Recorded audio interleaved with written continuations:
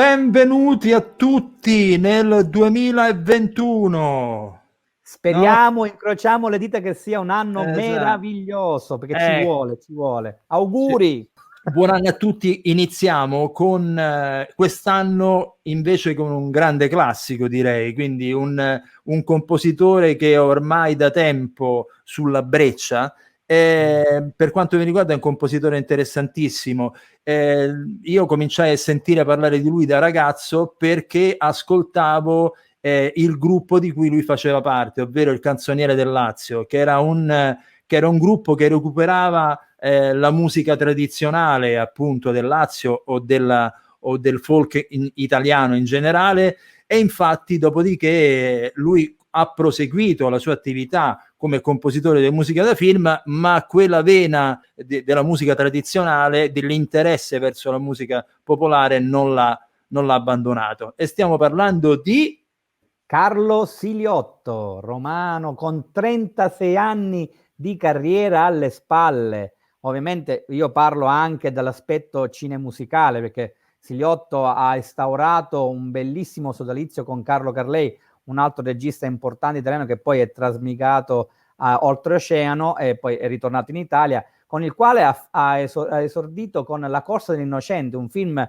oggi poco ricordato, sottovalutato anche all'epoca, criticato male, ma in realtà un mini gioiello filmico e compositivo. Poi ha realizzato con lui anche Fluke e tanti altri lavori, però ha lavorato con Maurizio Nichetti, ha scritto tantissimo per la televisione, non so se vi ricordate quella bellissima miniserie Mino il piccolo alpino, con produzione italo-tedesca in 4 puntate, e poi The Punisher con John Travolta, un diciamo pseudo-eroe dark della Marvel, e quindi comunque una carriera strepitosissima alle spalle e in continuo essere. Oggi lui vive a Marina del Rey, a Los Angeles, e noi l'abbiamo intervistato in questo bellissimo percorso tra popolare, tradizione popolare, un'idea classica sinfonica della musica e tanto sperimentalismo. Cioè, quindi il meglio che si può chiedere, voglio dire, a un compositore, secondo me. Intervista abbastanza lunga che abbiamo diviso in 2 puntate, proprio per non togliere troppi contenuti. Quindi andiamoci ad ascoltare Carlo Siliotto.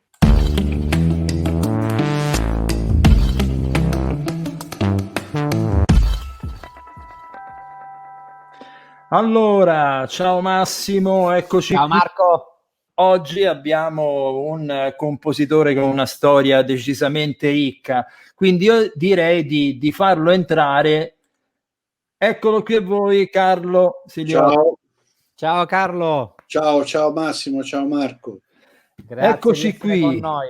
Grazie tantissimo, anche perché c'è una bella differenza, la solita Di orario. oraria tra infatti giorno da una parte e notte dall'altra, quindi Anche perché Carlo sta a Marina del Rey a Los Angeles, quindi cioè, non è che 9 ore. 9 ore.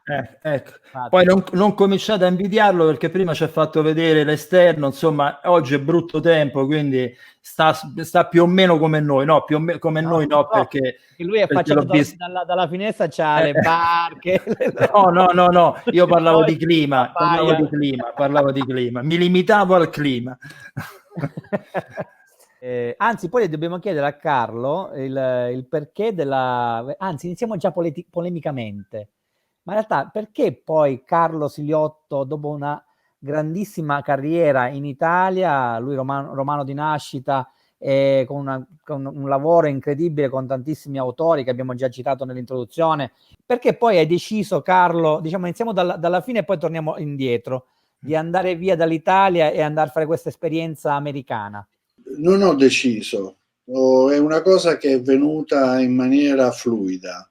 Allora, il primo passo è dovuto a Carlo Carlei, perché noi abbiamo fatto in Italia un film che si chiamava La Corsa dell'Innocente, che è stato maltrattato dalla critica in tutti i modi possibili, con tutta la cattiveria possibile che la critica poteva esprimere in quel momento, che purtroppo è stato completato dopo la morte di Franco Cristaldi, che invece difendeva il film a spada tratta e aveva trovato un altro tornatore in un certo senso. Certo.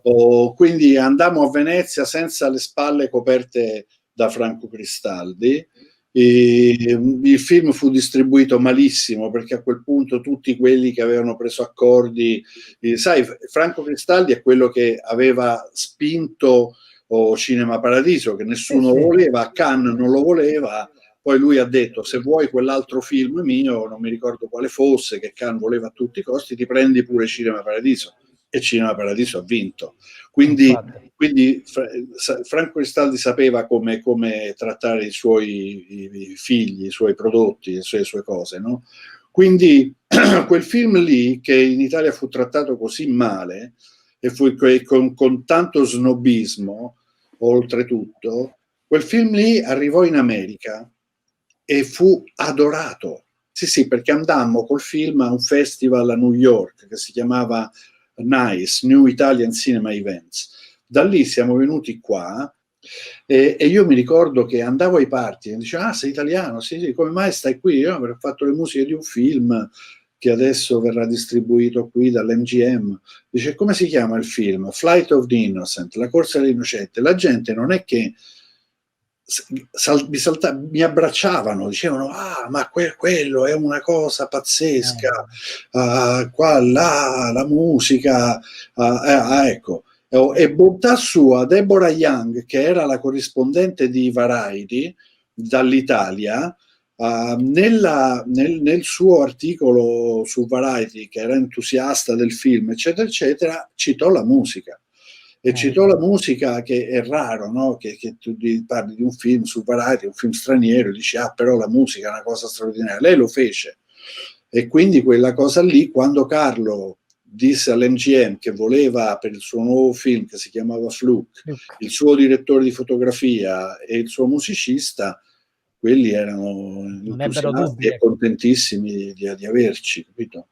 Tra l'altro voglio dire una cosa, vado a un libraccio quando ancora post primo lockdown si poteva nuovamente uscire anche per comprare libri per le bambine per la scuola, e trovo in un libraccio, e ho avuto un momento di godimento come un fanciullo, ecco qua, la colonna sonora di Fluke, che io la cercavo da anni. Ma veramente? Ti giuro, ma tu lo sai che non la riuscivo a trovare, è un pezzo ormai rarissimo da recuperare. Ma tra l'usato o proprio nuovo? Tra l'usato, tra l'altro era una versione, sì, perché l'etichetta non esiste più, Milan Record. Milan Record è stata assorbita ormai dalla Sony. Ecco, è Sony adesso, non lo sapevo. Però quindi questa qua è una versione promozionale che andava ai giornalisti per farne la recensione, perché erano quelle là bucate dietro, che un esperto di questa cosa. E non ti dico, infatti gliel'ho scritta a Carlo, felicissimo di aver trovato la tua colonna sonora di Fluke, che cercavo da anni, da secoli. Però vabbè. No, scusami, non ti volevo interrompere, ma figurati, di questa cosa. Quindi dopo che è successo? Dopo è successo che, siccome dopo Fluke, siccome io avevo lavorato con gli americani, avevo fatto questo film Fluke con l'MGM, niente meno, cioè, capito? Avevo già insomma vissuto qui per via appunto della produzione di quel film, eccetera, eccetera. Quando sono cominciati gli episodi della Bibbia che citavate, così la gente, siccome era quella una coproduzione con TNT americana, allora loro volevano gente che avesse avuto dimestichezza già con gli americani. Il supervisore dei compositori per quella serie era Ennio Morricone, che aveva la sigla di coda. Lui aveva una tromba, si chiamava una tromba, e che era la sigla di coda. Ennio, non scorderò mai in vita mia, e mi emoziono ogni volta che ci penso alla telefonata che ricevetti da Ennio la sera del passaggio della prima puntata di Davide, cioè del primo episodio della Bibbia che io ho fatto con gli americani. Erano ormai le 11 di sera, 11:30, tra l'altro un orario oppure non familiari a Ennio, che andava a dormire abbastanza molto presto. O Drin suona il telefono, e chi è? Vado lì, Carlo, ti devo dire che mi vergogno a dire quello che mi disse Ennio. No, dillo. E quindi ecco, non lo scorderò mai, e da lì ho cominciato appunto a fare queste coproduzioni con la Bibbia. Poi fui chiamato per un altro, per un film indipendente americano, o del figlio di Franco Nero e Vanessa Redgrave, sì. di Carlo Nero, che aveva fatto un film, si chiamava Uninvited, con loro. Poi fui chiamato da varie, è cominciata lì la mia storia americana, un film. A quel punto Addirittura ho rifiutato un film a quell'epoca perché era invedibile, proprio ho cercato di passare, sì, questo proprio non si può raccontare perché comunque lo passai, insomma, storie, cercai dei colleghi che come me avevano già praticato l'ambiente americano, capito? E mi ricordo una cosa, c'era il povero Piero Colasanti, un altro amico della Emergency. allora Piero, gli dico: Piero, senti, possiamo chiedere, io non me la sento proprio di fare sto film perché proprio non ci riesco, e Piero organizza una cena con Pino.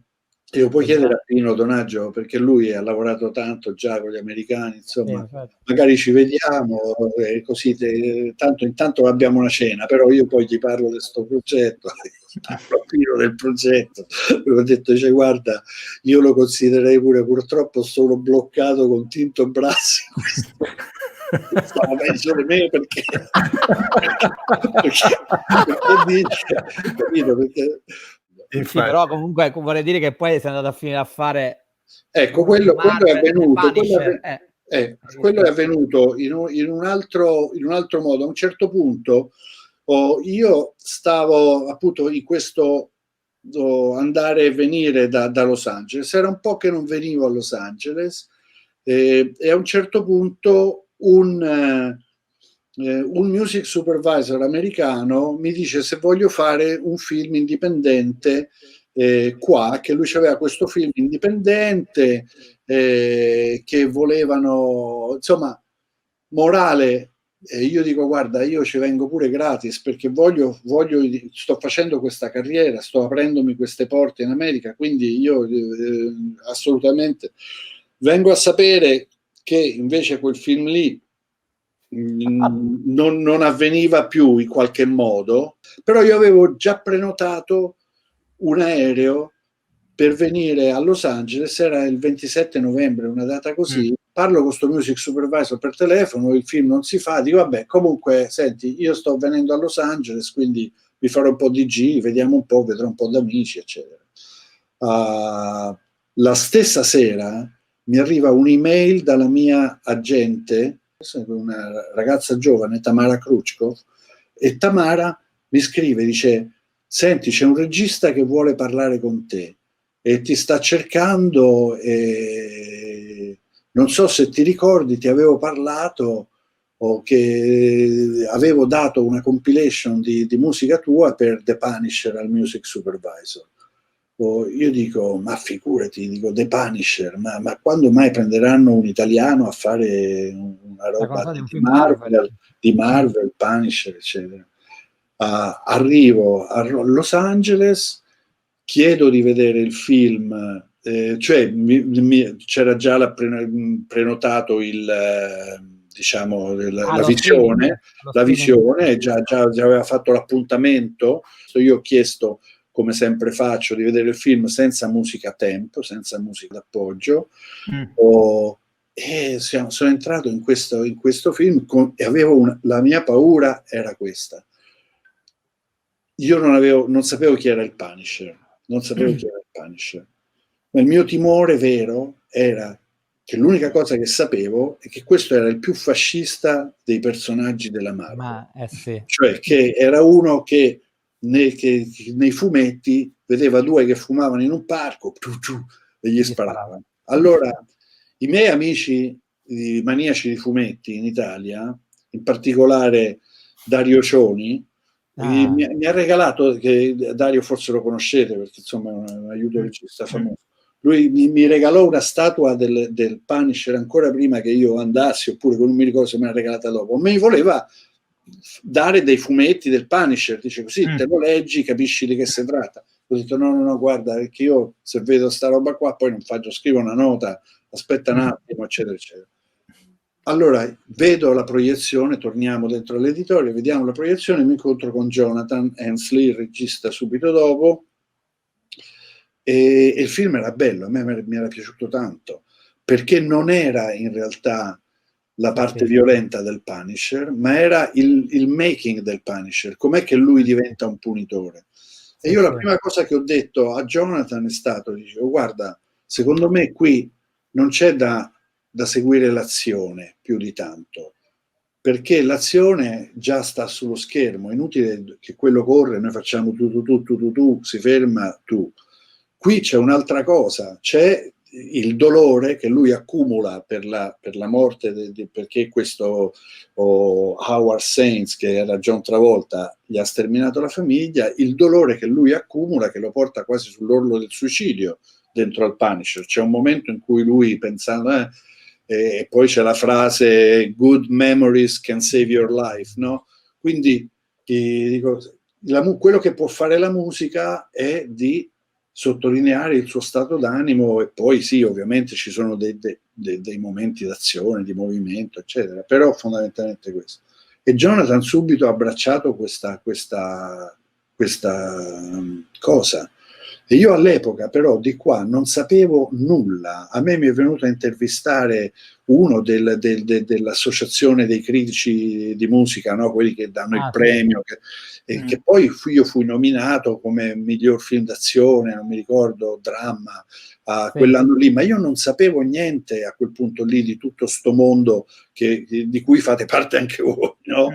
O delle colonne sonore, delle cose. Sì, avevo conosciuto Claudio Fugliano, Bassetti, ma insomma ero stato al Festival di Trento quando c'era Kurzel, ma insomma non c'era questa comunicazione che c'è in questo mondo, che c'è adesso, non c'era Genf, non c'era non c'erano tutti i festival che non c'erano tutti i festival di colonne sonore, i premi, il premio colonne sonore, non c'era tutta sta roba. Quindi lì è stato proprio una bella storia, diciamo. È stata una bella storia, ed è un'altra storia che mi ha continuato ad avvicinare qua. Ma io mentre facevo tutti questi avanti e indietro, che una volta sono venuto per Giulio Cesare, per fare lo spotting di Giulio Cesare, sono stato 2 notti, cioè ho preso l'aereo da Roma, sono arrivato a Los Angeles, una notte, il giorno dopo ho fatto lo spotting tutto il giorno e dopo è tornato indietro, pazzesco.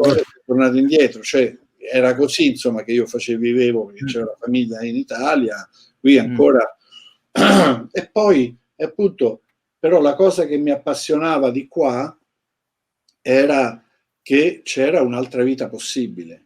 Io vedevo che se volevo aprivo la porta e vivevo un'altra esistenza, vivevo un'esistenza diversa da quella che avevo vissuto fino a quel momento. E quindi l'animo viaggiatore piano piano mi ha portato da ste parti, e oltretutto la California, che adesso è un po' più, cioè la percentuale dei repubblicani è alta in California, perché il 37% c'hanno. Cioè, sono aumentati paurosamente in questi anni di ricchezza della California, di tutte le industrie della tecnologia che si sono mosse a Los Angeles, eccetera. Quindi è arrivata una bella... Però la California è proprio il paese della tolleranza. Già allora era il paese della diversità accettata, del fatto che era quello che qui si chiama un melting pot, no? Cioè una pentola dove si mischia tutto, o dove ci sono tutte le culture del mondo. Io infatti poi ho lavorato con i giapponesi, con i cinesi, con i kazaki. Ecco, Marco. allora adesso io faccio un salto carpiato triplo all'indietro, no? Perché Siliotto ha aperto, voglio dire, un mondo, no? di domande, e non solo di domande, proprio un mondo. E io invece voglio ritornare qualche anno dietro. Carlo Siliotto, come si è avvicinato alla musica e soprattutto cosa ascoltava da ragazzo? Io penso che la musica sia un dono, un regalo che uno riceve, no? Si può paragonare soltanto alla fede, che io sono un credente come Enzo Biaggi, dice credi in Dio. Enzo Biaggi rispondeva qualche volta alla sera, capito? Quindi io sono un credente di quel tipo lì. Però penso che la musica sia una chiamata, ci sia un momento nella vita in cui tu entri in contatto con la musica e capisci che quella fa parte di te, risuona dentro di te, e quindi a me questa cosa è successa che avevo 11 anni, 10 o 11 anni. I miei genitori, nessuno dei due era musicista, però erano tutti e due appassionati di musica. E mia madre, una volta, con la sua 600 nuova, mi portò, io e lei, non so come mai ero solo io, eravamo 4 fratelli, però non so come mai solo io, mi portò al Festival dei Due Mondi di Spoleto, dove c'era al Teatro Caio Melisso uno spettacolo che si chiamava The Black Nativity, e c'era un gruppo che si chiamava The Voices of East Harlem, che cantavano la Black Nativity, cioè la nascita di Cristo in forma di gospel. Io non solo non avevo mai sentito un gospel, ma non avevo mai visto una persona di colore in vita mia.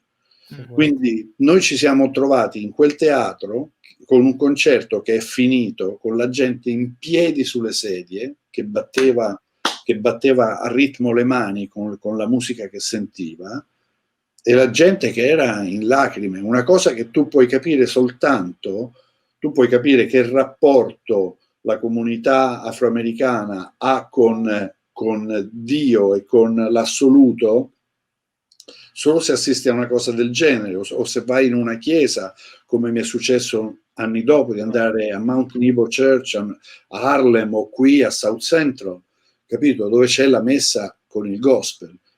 Oppure quel documentario meraviglioso, no? O quello su Aretha Franklin, l'avete visto? Sì. Certo, no? Amazing anche se questa scena di tutti in piedi mi ricorda i Blues Brothers, la famosa scena allora, di Brown. Blues Brothers, se vuoi poi te li cito in un altro modo, perché i Blues Brothers c'entrano tantissimo con la mia carriera, e soprattutto con la mia carriera americana. E quindi la mia unzione da parte della musica, come Davide è stato unto da Satana, a me è avvenuto qua.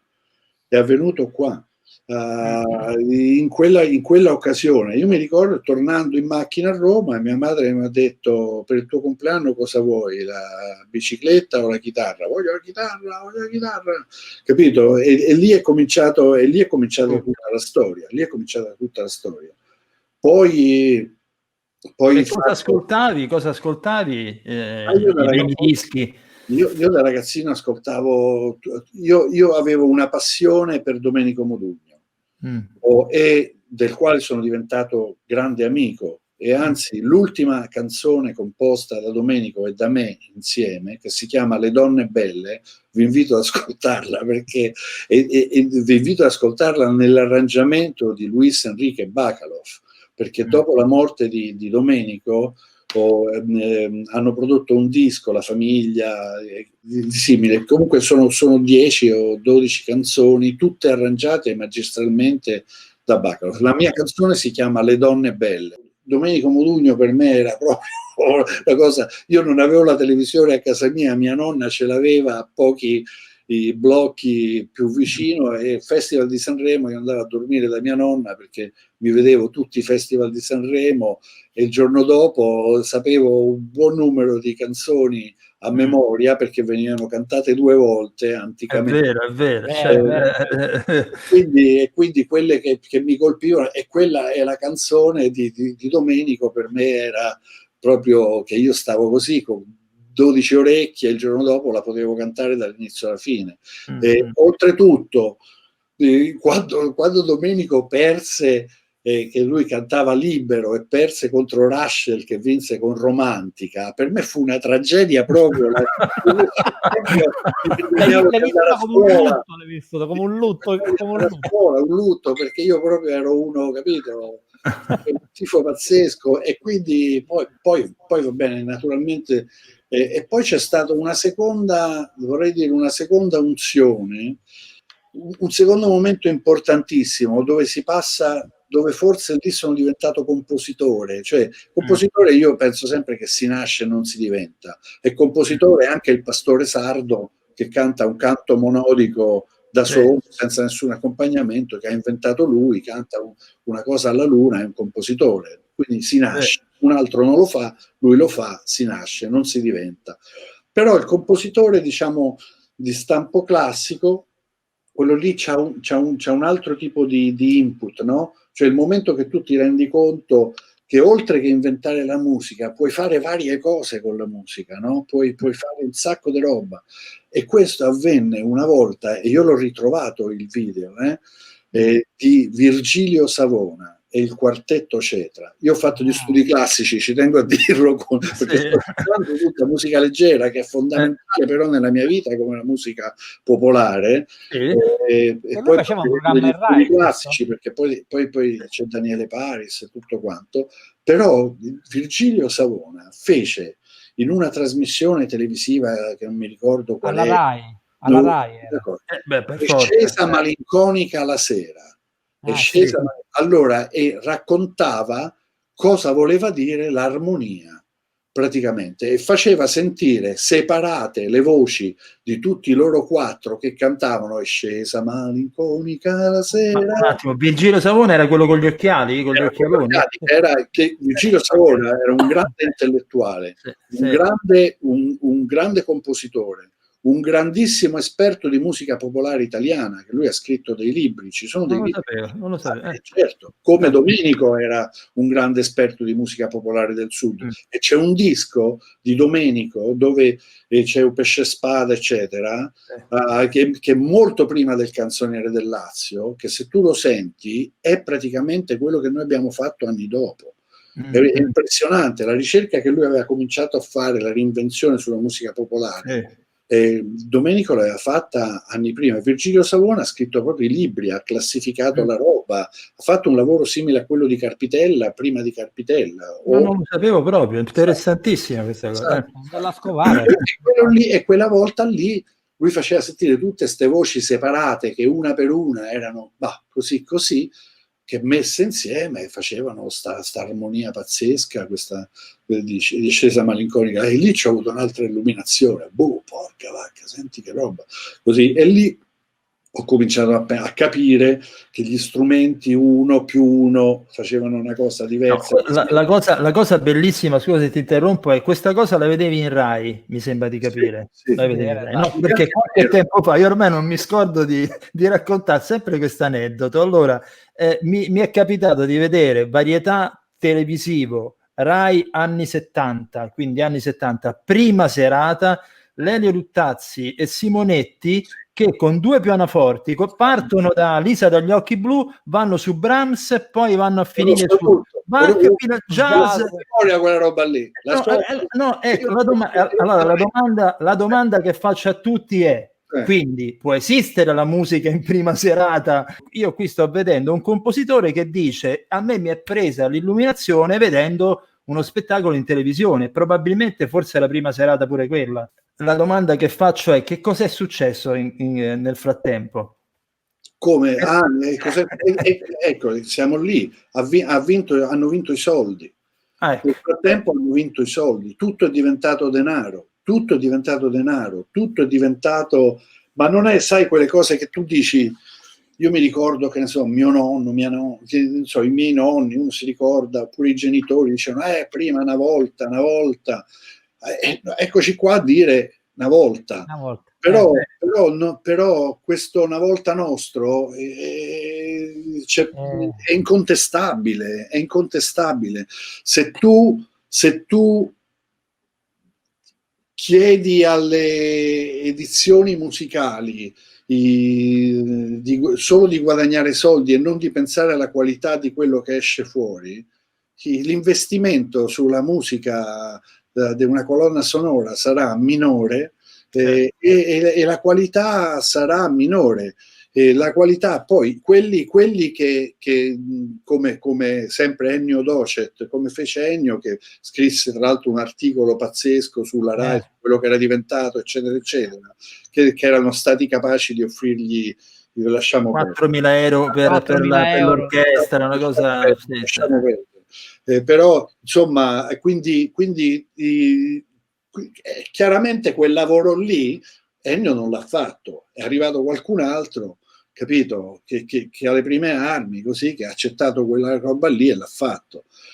E questo è cominciato abbastanza presto nella musica nostra, del cinema, ma in generale è su tutto. È su tutto. La richiesta era fare in fretta e che costi poco. Capito? Allora, fare in fretta che costi poco è diverso da no, un attimo, qui c'è da fare un lavoro di un certo tipo. Per farlo ci vuole questo tipo di organizzazione, perlomeno se mi volete a me, io così lo faccio, questo è il mio artigianato, io lo faccio così, allora o sì o no, capito? E questo, tornando invece, io torno indietro al discorso dell'America e alla domanda di Massimo, com'è che ti sei spostato, anche questo ha contribuito. È uno dei motivi. È uno dei motivi, perché tutto quanto stava diventando sempre meno, sempre più in fretta e sempre meno contenuti, perché la gente a quel punto lì osava meno, con la paura di non essere accettato. Un regista si azzeccava un po' dove si doveva azzeccare, uno scrittore si azzeccava dove si doveva azzeccare, e allora non c'era più novità, non c'era più arte in un certo senso, o se c'era diminuiva. Certo, e io ho lavorato con grandissimi registi di televisione, e uno di questi in particolare un giorno mi ha detto, dice, vedi, io in questa situazione faccio come Bruegel, dal quale gli davano la commissione di fare una Madonna, ma lui dietro dipingeva le scene di vita civile, perché lui era interessato a quello. Io mi taglio i miei spazi, cioè faccio il compito che loro mi chiedono di fare, però dietro lo riempio di roba che invece dà un senso a me e a quello che faccio, capito? E tutto questo è avvenuto progressivamente, piano piano, e i soldi hanno vinto su tutto. Oggi parlavo l'altro giorno con una persona, cioè perché queste due fabbriche di vaccini non si parlano tra di loro, visto che uno bastano 10 gradi sotto per conservarlo e quell'altro ce ne vogliono 90, che è molto complicato. Sarebbe, no, se si parlassero queste due fabbriche di vaccini, avremo tutti quanti un vaccino che si conserva a 10 gradi e sarebbe una salvezza per l'umanità, molta gente di meno morirebbe, sarebbe più facile continuare i vaccini. Ecco perché quelli devono fare i soldi e quegli altri devono fare i soldi. E questo mano a mano, l'assenza dello Stato sociale, le privatizzazioni selvagge, tutto quanto, siamo arrivati dove siamo oggi. E probabilmente alle soglie di un sistema che sta mostrando veramente che sta quasi al collasso, perché in questo momento si parla di ghiacciai che si sciolgono, di vite umane che se ne vanno, e di tutta sta roba qua. Negli anni '80, negli anni, diciamo, quando è cominciata la storia l'immagine, che la musica dovesse, non c'avevi l'immagine. Io c'avevo uno che capito, che a un certo punto Battiato fece un disco, tra l'altro molto bello, non mi ricordo che cosa, e un funzionario della EMI mi disse che era andato male questo disco, o dice come mai è andato male sto disco? No, perché sai, non c'ha l'immagine, Franco, non c'ha l'immagine. L'anno dopo Franco Battiato, l'era del cinghiale bianco, era il numero uno di tutte le classifiche italiane, e vado alla stessa EMI, incontro lo stesso funzionario, gli dico: ma dai, cosa state facendo? Che succede? Abbiamo finito Battiato. Hai finito Battiato?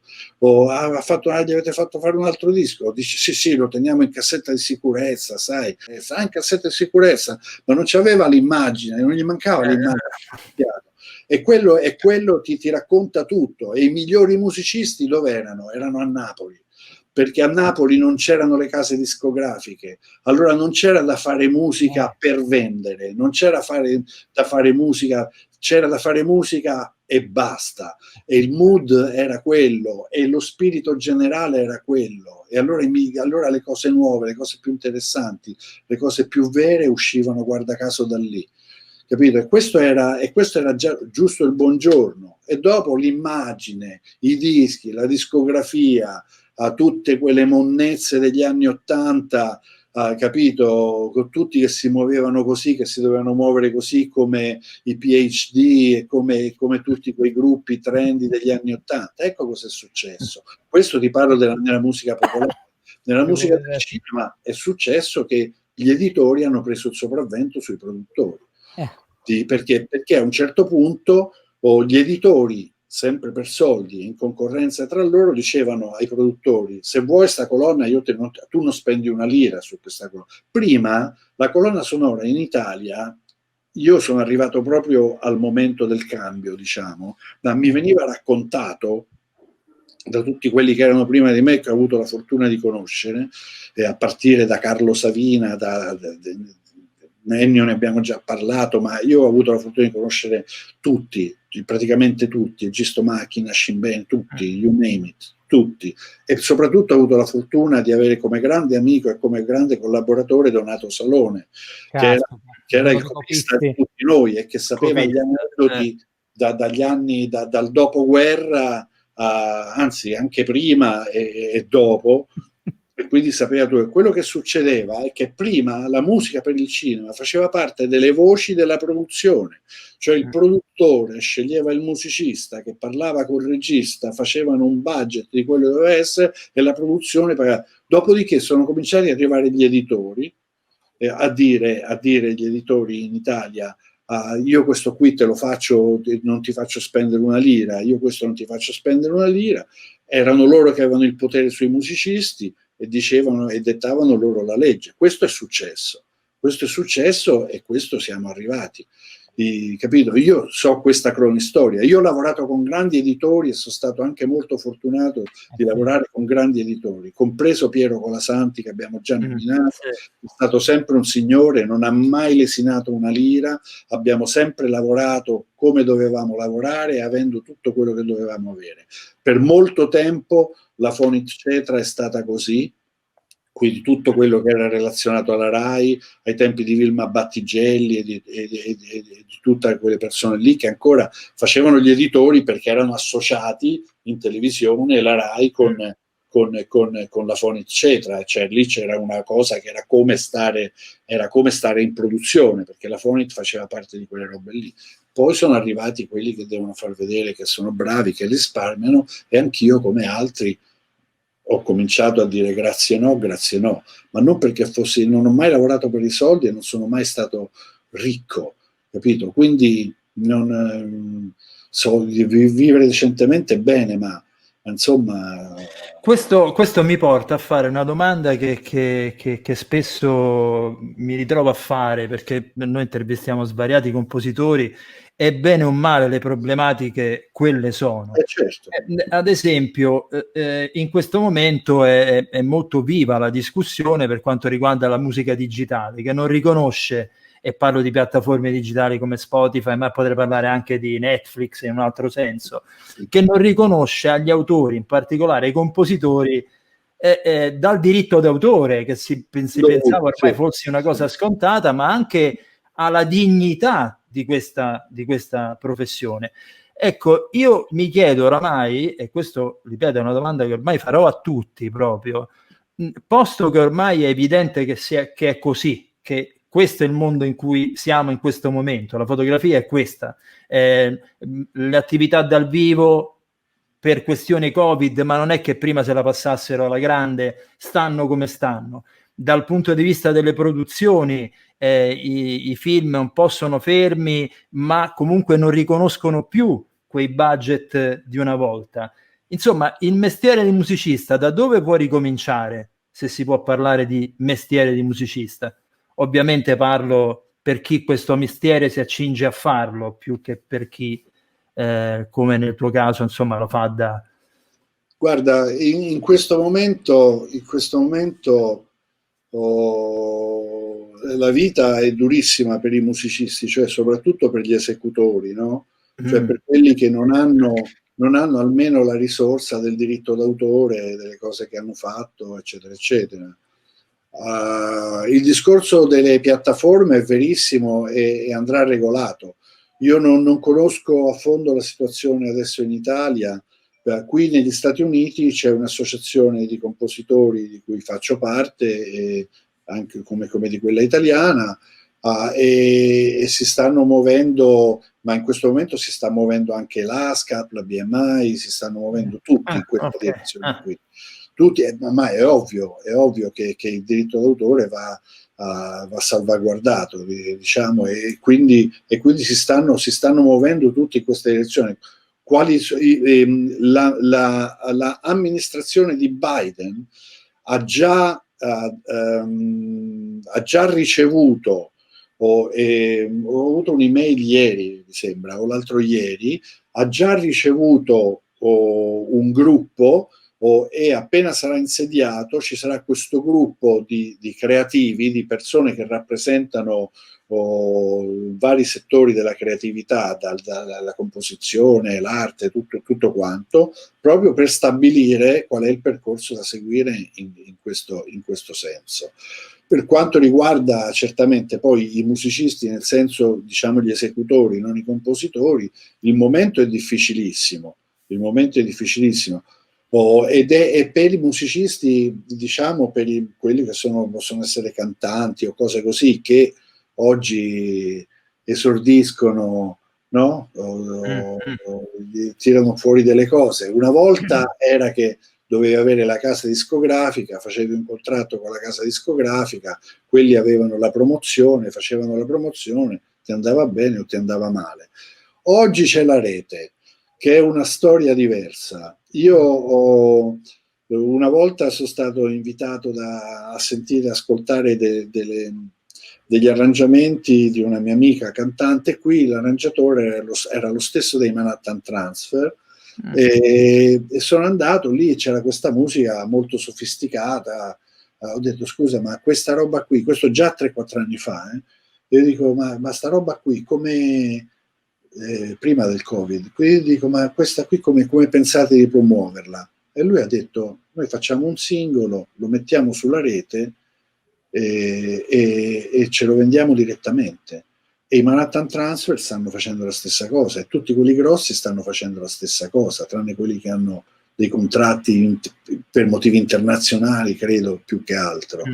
In quel caso lì l'investimento è tutto tuo, però se ti va bene poi sei padrone di tutto, non solo, ma vai in tutto il mondo, perché sei distribuito in tutto il mondo, quindi c'è un'opportunità enorme che naturalmente è stata sfruttata solo dai padroni delle ferriere, cioè da quelli che hanno gli strumenti di produzione in mano, e lo strumento di produzione è la rete, la diffusione, la distribuzione, e quindi quelli che hanno Spotify, che hanno quello e quell'altra roba lì.